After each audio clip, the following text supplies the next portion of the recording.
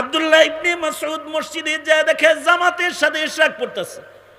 ইবনে মাসউদ যায় বলে, কিরে তোরা জামাতে পড়াস কে রে? কয় সব সব।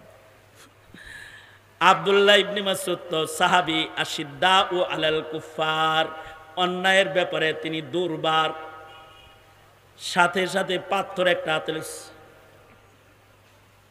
পাথর হাতে লইয়া কয় কি, এখনো পর্যন্ত যে জামা গায়ে আছে এটা নবীর যুগের জামা, রাসূল নাই তাতে কি রে? নবীর যুগে এই জামা গায়ে নামাজ পড়ছি, এখনো গায়ের থেকে ওই জামাটা খুইলা ফালায়া দেই নাই। লাম তুখলাক, জামাটা পুরান হয় নাই, ছিঁড়া যায় নাই, নবীর যুগের জামা এখনো গায়ে আছে।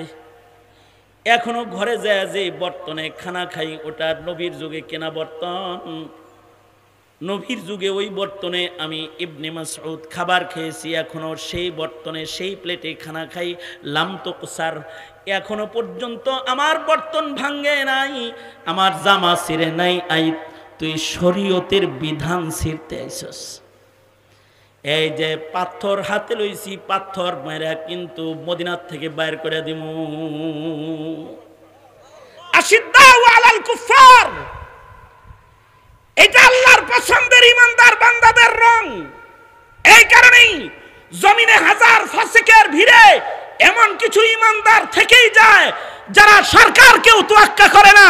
তারা সরকারকে অঙ্গুলি দেখায় বলে মুসলমানের শরিয়া বিধানের উপরে আক্রমণ করবি, একাত্মবাদ পর্দার বিধানে আক্রমণ করবি, নারী স্বাধীনতার নামে মিরাসের আহকামের উপরে আক্রমণ করবি, সমকামিতা চালু করবি, মুসলমানের দেশে মুসলিম পারিবারিক আইন কেটে দিয়ে তোরা তোদের মন গড়া আইনকে এই দেশে স্থাপন করবি।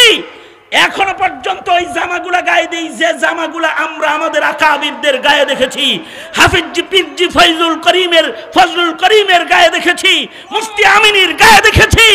এই জামা গায়ে দিয়ে এখনো রাজপথে ঘুরে বেড়াই। উল্টা পাল্টা করলে টান দিয়ে ছিঁড়ে ফেলাইয়া দিব, একেবারে টান দিয়ে ছিঁড়ে ফেলাইয়া দিব।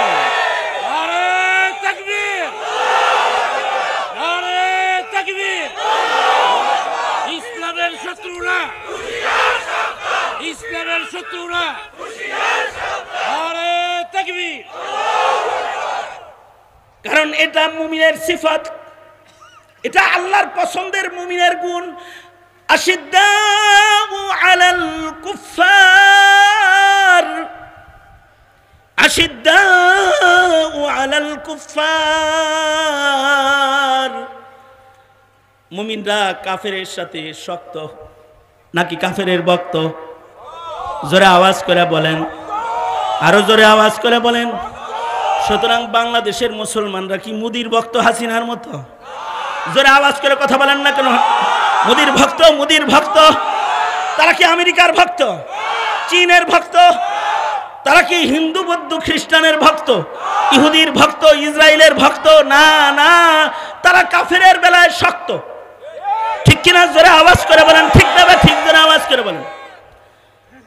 সঙ্গত কারণে প্রধান উপদেষ্টা আপনাকে আজকের মাহফিল থেকেও মাঝরাত্রে জানাইয়া দিতেছি, নারী সংস্কার আইনের নামে বাংলাদেশের মাটিতে ইসলামের বিধানের উপরে আঙ্গুল ঘোরানোর চেষ্টা করলে আঙ্গুলটা টান দিয়া ধইরা ভেঙে দেওয়া হবে, উল্টা পাল্টা করলে হাসিনার মতো বিদেশ পাঠায় দেওয়া হবে। শাহজালালের বাংলায় জায়গা হবে না। এটা মুসলমানের দেশ। এই দেশে মুসলিমরা রাজনীতি করতে পারে, কিন্তু ইমান বিচ্ছা রাজনীতি করে না, ইমান বিচ্ছা রাজনীতি করে না। এ কারণে স্কুল কলেজের ছেলেরাও নারায়ে তাকবীরের ধ্বনি দেয়। মার্চ ফর গাজা প্রমাণ বহন করেছে স্কুল কলেজ ইউনিভার্সিটি। আর রাজনৈতিক দল মত নির্বিশেষে তারা রাজপথে দাঁড়িয়ে মুসলমানের ভ্রাতৃত্ব প্রকাশ করেছে তাকবীরের ধ্বনি দিয়া। আশিদ্দাউ আলাল কুফার আর রুহামাউ বাইনাহুম, নিজেরা নিজেরা আপোষে শির ও শাক্কার।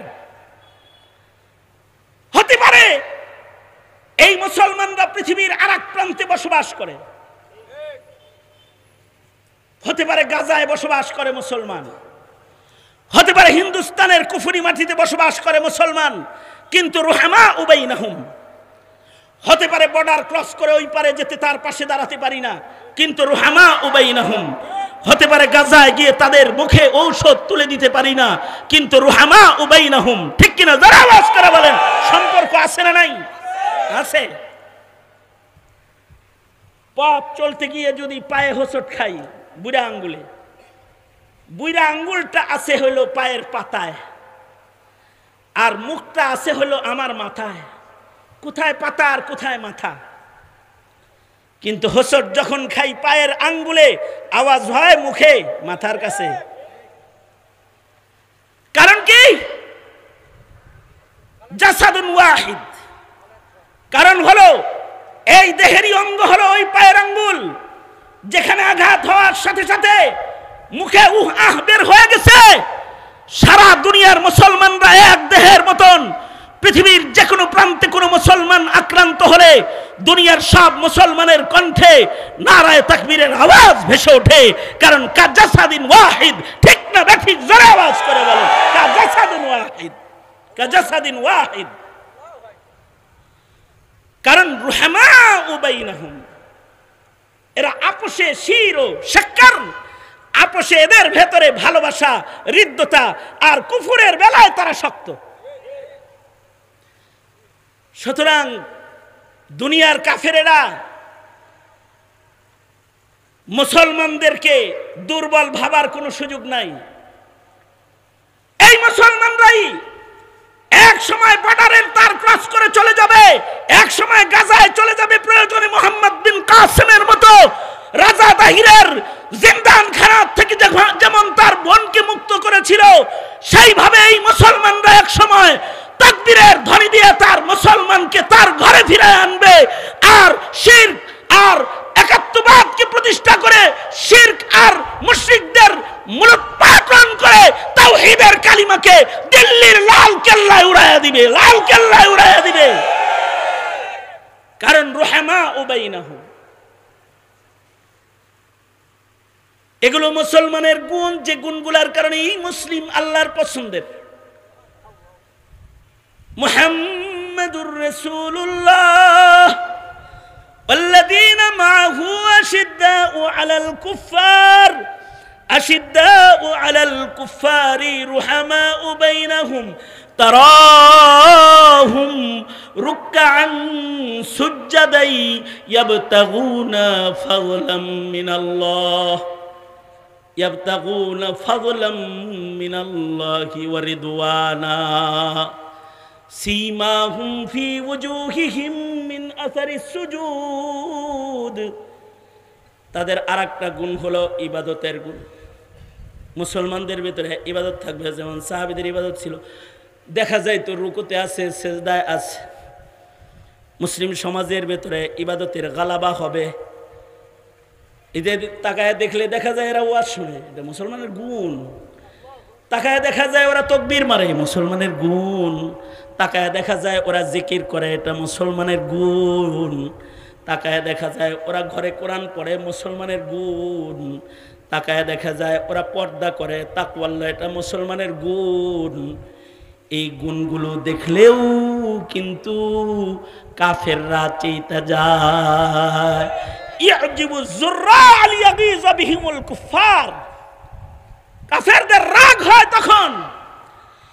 এই কাফেরদের রাগ দেখে ইবাদত ছাড়া যাবে না, আর ঈমানও ছাড়া যাবে না। ঠিক কিনা? যারা আওয়াজ করে বলেন ঈমানও ছাড়া যাবে না, ইবাদতও ছাড়া যাবে না।